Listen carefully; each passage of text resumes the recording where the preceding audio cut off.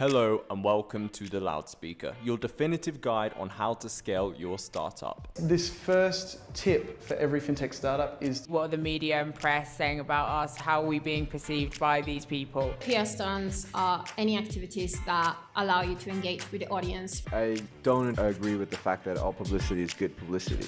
Here is where we talk to communications professionals from all around the world to let you know what are the best practices and cool ideas that you can implement for your startups.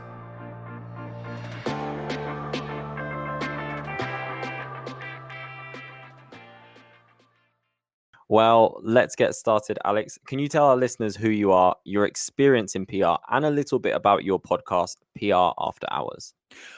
Hi, Sam. Thanks for having me on the show. I'm Alex Greenwood, and for the past 27 years, I've worked in public relations. I started my career in journalism, but my first job in public relations was at the University of Oklahoma Health Sciences Center that's in Oklahoma City, Oklahoma, United States.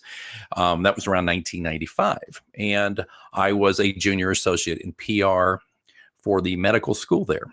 And that was a campus that had the full medical school, and it also had 3 hospitals on it. Well, a lot of listeners probably don't know this, or especially if you're younger, but this was 1995. A lot of you weren't even born yet, I bet. But unfortunately, on April 19th, 1995, a domestic terrorist backed a U-Haul truck, or was it a Ryder truck? It was a rented truck up to a federal building and exploded it, killing nearly 200 people, including children. Our 3 hospitals at our site, as you can imagine, were a mile away. We're overwhelmed with patients and the dead, unfortunately, and the injured. Well, that was my first crisis. And as you can imagine, that being at the time, the worst terrorist attack on American soil in history, it began not a day, not a week, not a month, but a full year of 16-hour days at minimum, and of just constantly being in fight or flight crisis mode, because you went from the week of the attack, when everybody's in a state of shock and you've got your hospitals are overwhelmed, the world media descends on you. But here's the thing, the world's media does not stop descending on you after a week. It's not like today where it's like the news cycle just turns over in a day or less, an hour at times. Back then it was like, this was the story. So we started receiving guests at the hospital, like Oprah Winfrey or the Duchess, Fergie. She came a couple of times, and we had lots of celebrities who wanted to come and help and just meet the injured and the families and that kind of. So we had to deal with that aspect of it, but we had to deal with the media, obviously. So there's all of this stuff. And I tell that quick little nugget for you because that is exactly where I cut my teeth on crisis communication, and that's been 1995. It's 25 years ago. And then, of course, you had every anniversary for a while where that kept going. All right.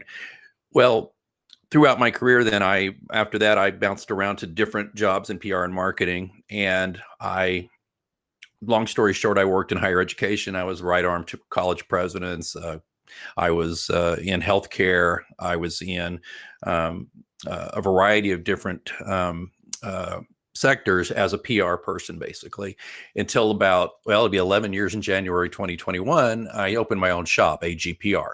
AGPR is a full service public relations consulting firm that specializes in crisis communication planning. How's that? Was that okay? Yeah, no, I think that was great. And it's so nice to have such like a detailed story and an interesting story as well behind your backstory. I have to say, I was super excited for this because for me, before I ever got into PR, the only thing I knew about PR and the only time I ever thought about it is when a crisis happens. So that is always something that's on my mind whenever I think PR. That's my first association with it, like a company or a business scrambling to regain their image. And now that I work in PR, I understand like holistically a lot more about like what it contains. But initially, yeah, that was my first kind of like introduction or first like thought of it. And you're on the show today to discuss crisis communication planning. Would you be able to start by giving some examples of the most devastating crises that a business can face? Yeah, there are so many. There's so many. There's two types of crises, by the way. There's an oppositional crisis where you have done something wrong as a company. Let's say BP oil disaster, the Deep Horizon in the Gulf of Mexico. That's an oppositional crisis because people are PO'd at you as a company because you did some through your negligence or wrongdoing. You did something wrong. Then you have the non-oppositional crisis, like in 1982 with the Johnson & Johnson cyanide-laced Tylenol capsules, which is a classic. Like if you're a PR person, that's like the one you learn about in school about how to handle it well. Where somebody laced cyanide capsules or laced cyanide into Tylenol, which are headache capsules. If you're an international person, it's headache tablets. But they did that in Poison Kill, I think 7 or 8 people. And the thing was that the company, though, did such a great job responding to it that it became the gold standard of how to respond to a crisis. But so that would be a non-oppositional crisis. And the reason why is because the company's going, gosh, this isn't our fault. This is an act of terror. This is somebody using our product to hurt people. And therefore, they handled it in such a way where the public was not in opposition to them. So they were a non-oppositional oppositional crisis. So those are the two types. But right now there are so many that things that people don't think about. And I'll just tick off some just like bullet points here of type of crises I've dealt with. How about I just talk about the ones I've dealt with in the past couple of years? How about that? Yeah, go for it. Yeah, I don't give out names, obviously, of companies I work with. I sign a non-disclosure agreement with most of them. And also I think a lot of them, even if they're doing the right thing, just don't really need it out there that they hired a crisis person. So I just want to be clear about that. But let's just say that I have dealt with a company that was and I mean multi-million-dollar, they were in the middle of a big merger. And I'm talking about not 5 million, 10 million, like $100 million merger. And long story short, the person or the organization they were trying to merge with had some legal issues they didn't disclose, and it blew up. And then it became they were suing each other. I ended up getting deposed in this thing, which was awful because I had initially worked to help the merger go through as the PR person and kind of hold hands and get everybody through that. And then when that blew up later, I was trying to take the side of my employer, and it just got really awful. So you've got situations like that. I've had situations where young people, perhaps in college, who are on their way to perhaps the National Basketball Association when they graduate, as long as they can stay on the straight and narrow, have done some questionable things, and we needed to address that. I just recently, in our bad situation we're in right now with the international when I say international pandemic, global pandemic, that's redundant. A pandemic is, by very meaning, global. But anyway, sorry about that. I'm a stickler for language. Usually I'm a stickler for language. But then there's situations where I've run into several times. The United States is also, besides COVID, awash in some very serious civil unrest, racial strife, those kinds of things. I have had 3 calls and worked with at least 2 of the 3 on people getting on social media and saying, at best, racially insensitive things that people caught, people screenshot, and backlash against them. We're going to ruin your business type things. And I've had to help people get through those things, so those are some situations right there. Other crises are really simple things like employees, like again with social media, which is the new, vector for crisis to occur. You have employees who say stupid stuff about the company, and there's a couple of examples I can give you of, classically good and bad reactions to that. But I've dealt with that kind of stuff a lot, Sam. It's amazing, the types of human behavior. And then it's also amazing that, particularly with social media, the people who want to pound the flesh out of everybody for every mistake. So it's a rich field for us, Sam. I don't mean that in a funny way, but it's a very rich field of opportunities for PR people who know what they're doing to not only try to fix situations in what I call an active crisis, but to go in like we like to do and help them plan ahead and mitigate the damage. Yeah. No, that makes absolute sense. Real quick, I just want to know, what was the situation with the Tylenol? I'm not familiar with that. How did someone manage to do that? You said it wasn't the company's fault. Was it an employee? What happened with that situation? How did they actually get that in there? Well, it's 1982. Tylenol at the time had capsules. Okay, you could pull them apart. Right nowadays, you only see capsules, and this is the reason why. You generally only see capsules that you can pull apart in prescription medicine. Right now, you see tablets and caplets and things like that. Which I guess a caplet is a tablet and capsule put together. So in 1982, I believe it was in Chicago. It was 7 people died. They were taking extra strength Tylenol capsules that were found to contain cyanide, which, freaked everybody out. What happened was the person had bought the brands. Remember, there was no safety caps then. There was no, you know how you have the little plastic thing that you didn't have that. I mean, they might have been childproof, but an adult can get in there. So what they did is they gently pulled apart the capsules and put cyanide in them, put them back together, and put it back on the shelf at the local drugstore. So they pulled 31 million bottles. That's like $100 million worth were pulled from the shelves nationwide, with production and advertising being completely stopped. And they worked in conjunction with the Chicago police and the FBI. They had a $100,000 reward to find the person who did that. Never found him. But this is, like I mentioned earlier, the post-crisis, they introduced a new tamper-resistant packaging, and they gave $2.50 off coupons and said, please come back to us. We've made it safer. Let us show you how. And it was just a total home run. Anybody like Sam, if you haven't heard of this one, this was like the gold standard. I recommend you check it out. Just Google Johnson & Johnson cyanide. You will find tons. In fact, when I teach webinars, or back in the day when I taught in person and gave speeches and stuff, I would show a video of this whole thing. It was just, and it's just fascinating how it went. So I recommend you check that one out. That's awesome. No, that sounds like they've done a really good job there of recovering. If you're interested in seeing how Publicize can grow your startup, sign up for a free PR assessment on our website. And for a limited time only, exclusively for the loudspeaker listeners, you can receive an SEO assessment as part of your package for any tier of service at no extra charge with this special promotion. To find out more, visit publicize.co/LSpromo.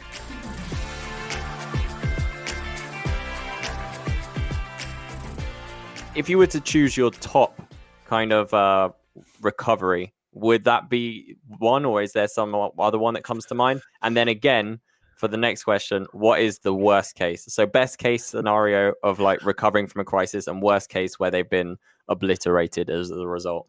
I mean, I got to tell you something. And I think if you even Google like best crisis calm response or something like that, the Tylenol one would just continue to come up. I mean, there's been some good examples more recently, but none of them that I find is compelling. And I guess, you know, we all kind of enjoy, I don't know if we enjoy, but it's that German word Schadenfreude, where we all kind of, there's a little bit of a, come on, there's a visceral reaction inside. You're like, oh, this is interesting. And that's why I do a talk, by the way. It's like, I do it every year, I add to it. But like when I started it, my business was 7 years old, and it was a little talk I offered. It's like 7 years in business and my 7 biggest mistakes. And people love that because people want to hear how mistakes were made, because that's how you learn. You don't often learn as well from good stuff, right? Yeah. Well, that's why when your mom says, don't put your hand on a hot stove, and you do it, you remember that. Yeah. So I would just say that one's a good one. There's so many that are probably escaping me, I'm sorry, at the moment, that are really good, because that one just always drowns out all the little ones. But you can probably find lots of little ones where responses are good. But usually I'll just tell you this, even if I don't have a specific example of someone else, is if you're forthright, if you're candid, and if you're quick to respond, you're usually going to, at the very least, mitigate the worst damage. It's the companies that dither and freeze up and black out everything and just let the world have their way with the truth that are going to get screwed over. I mean, you look at Deepwater Horizon, where they were pointing fingers at their contractors immediately. The BP folks were. You look at those kinds of situations where then it just looks like, you know, this pitiful giant of a company can't even tell us, you know, can't even own up to a mistake they made because they're so worried about legal exposure. Things like that happen. So, but I think there's some bad ones though. And you know what, I think when we talk, you know what, I think I don't know about you, but in the United States, we've been on lockdown because of some really just poor pandemic management. So there's a lot of pizza being consumed here. So how about a couple of pizza examples? Would you like some pizza examples? Yeah, go for it. I love pizza. Terrible. All right. And listeners, if you're outside the U.S., I apologize. These are a little U.S. centric, but there's a big PR nightmare with a chain called Papa John's a couple of years ago. Papa John's is a pizza chain throughout the United States. They are very big with the National Football League, or they were. Papa John is their CEO and founder, kind of a colorful character. Well, his name was John Schnatter, and he had to resign after using a racial slur. Sound familiar? During a conference call in the summer, he had already resigned as CEO after comments he had made about American football players kneeling in protest during the national anthem. He had already just shot his mouth off there. Well, he did it. He did it again on a conference call. People heard it and got out, or I think there might have been a recording. Well, so the response, though, it's the trend of we should apologize, and I'm all for apologies as long as it's not an if apology. And I don't know if anybody knows what an if apology is.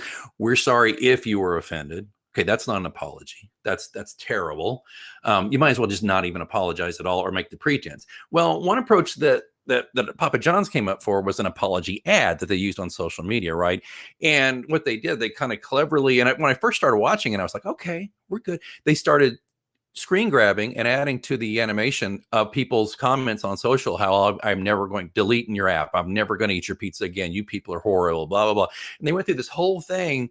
And basically, they were showing all this, but the only problem was they weren't apologizing, really. They just kept saying, you've made us better. You've made us think. You've made us this. But they never once really said, but you know what? We're sorry. This is awful. We made so many people feel terrible. They didn't do that. They just basically said, thanks for making us think. Well, that to me, and this is maybe not a great example, but that to me is like you're on the playground when you're a kid and a bully comes over and gives you a bloody nose. And then, the teacher catches him and the kid says to you, you really made me think about breaking your nose because I got blood on my hand and my shirt. I mean, you're not really apologizing. You're just saying, I understand what I did. So I think that was poor. And there was a lot of backlash and they really, really had some bad mojo from that. And I don't think that, and I think the NFL has pretty well severed their ties with them and it's not been good. So that's one pizza example that's not so great. Here's one more. This is a quicker one. Sorry, I didn't mean to No, talk go for so it. I long. like it. I enjoyed it. Okay. Well, there was in 2009. Let's go way back to 2009. Back in the day before when things were really starting to heat up with YouTube and stuff like that. Well, there was a chain called Dominos in the United States as well. That's mostly a delivery outfit. But this time they had a video that went viral pretty quickly, and it was 2009. Two of their employees, and I'm not going to get into everything they did, but they videoed themselves doing nasty stuff to the pizza while they were making it. And I mean, disgusting. And it was just, ugh. And well, it got out.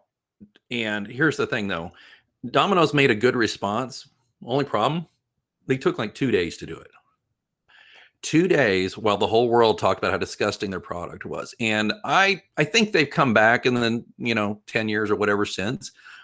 But I think it took a lot of the shine off the product, so to speak. Mm-hmm. And it made me a lot less like, now you can I worked fast food in high school. I didn't do it, but I've seen people do crap to their food. Okay. We all probably know that. We probably don't want to know anything about the people who make it's food. A risk you take. It's a risk you take. Yeah. You know what? As long as I don't know, fine. But this just put it front and center. So the problem, Sam, that I think brands should learn from this example though, is taking 2 days. I was on a Crisis Communication International Forum. I took, it was supposed to be in New York City in March, but of course, COVID. So they moved it online, and they had a guy who had been doing Crisis for 25 or 30 years. And he got on there and he asked everybody virtually, well, how long do you have to respond to a crisis situation before you lose the high ground? Mm-hmm. Basically, I'm paraphrasing. Mm-hmm. Well, everybody said, you've got a couple hours, maybe, that's what people said. And I was like, and I thought, yeah, I'd say an hour. He said 15 minutes. You got 15 minutes to respond, because social media is like that. If you're a major brand that has any kind of following at all, even if you're not, he says, if you're just a local brand, you got about 15 minutes to at least come up with a holding statement to hold people off so people don't jump to conclusions. And then you go from there. And that is why we get around to what I do the most, which is helping people plan so they have those holding statements ready. So they have those templated things ready to fire out while you get your bearings, and you have a plan and you can activate it. And you're not doing the thing that a lot of people do because they don't have a plan. They go, who's in charge here? Well, you're the CEO. You go out and talk to people. Sometimes the CEO is the absolute worst person to go out and do an interview. See Deepwater Horizon. Just Google that one. I Want My Life Back guy. Remember him?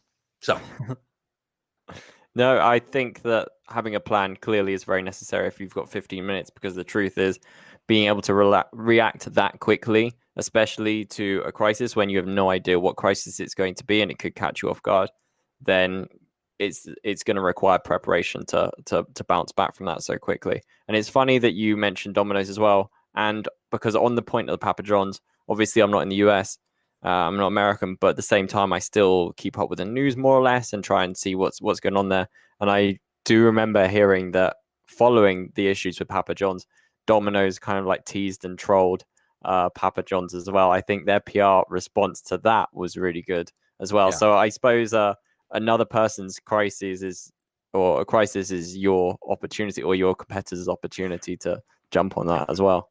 Yeah, I mean, speaking of the fast food wars, as we call them, Wendy's is an incredibly good. Wendy's hamburgers, incredibly good at that. They control with the best of them. Yeah, that's the other thing too. That, you know what, Sam, I'm glad you brought that up. That's not even something I was thinking about. Was not only are you dealing with the outraged public and the media wanting your hide for these things, but your competitors are like, oh, I smell weakness, I'm going to come zing you. And you know, I'd like to think I would like to think they would only do that in the oppositional crisis. You know, if it was a non-oppositional, like if, God forbid, somebody was kicking them when they're down.